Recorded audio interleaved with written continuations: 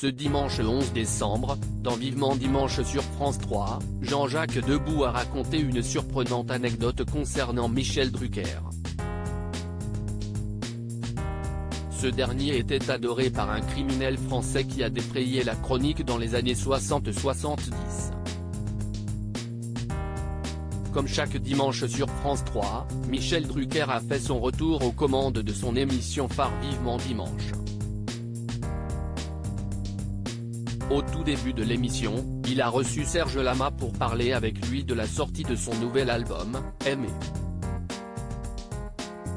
Il s'agit de son 24e opus. J'avais envie de dire aux gens ce que qu'est l'amour, que c'était la chose principale, la chose indispensable, la chose qu'il fallait préserver, a-t-il expliqué. Il est aussi revenu sur sa décision d'arrêter la scène. J'aurais pu chanter assis, mais je refuse de le faire.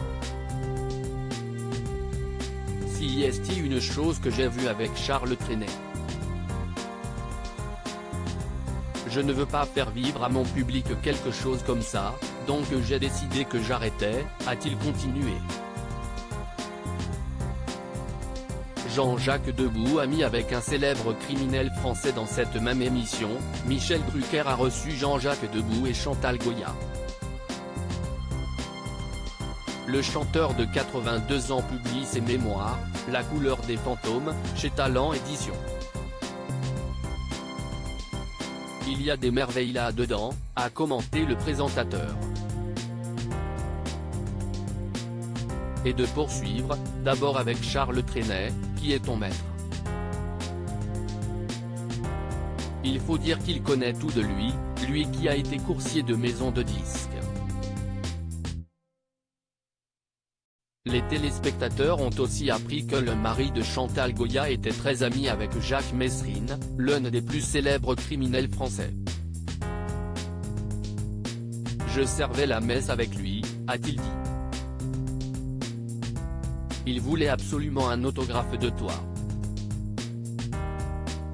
Michel Drucker a poursuivi en révélant une surprenante anecdote sur celui qui était surnommé l'homme aux 1000 visages.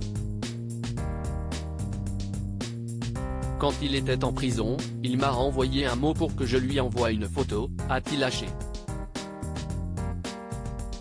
Une histoire confirmée par Jean-Jacques Debout. Tu étais son idole. Il te regardait tous les dimanches depuis sa prison avec son copain qui s'appelait Porte-Avions, Michel Ardouin, note de la rédaction. Et il voulait absolument un autographe de toi et tu lui as envoyé. Il m'a remercié assez souvent, a-t-il raconté. Michel Drucker a ensuite lancé un appel aux détenus de France.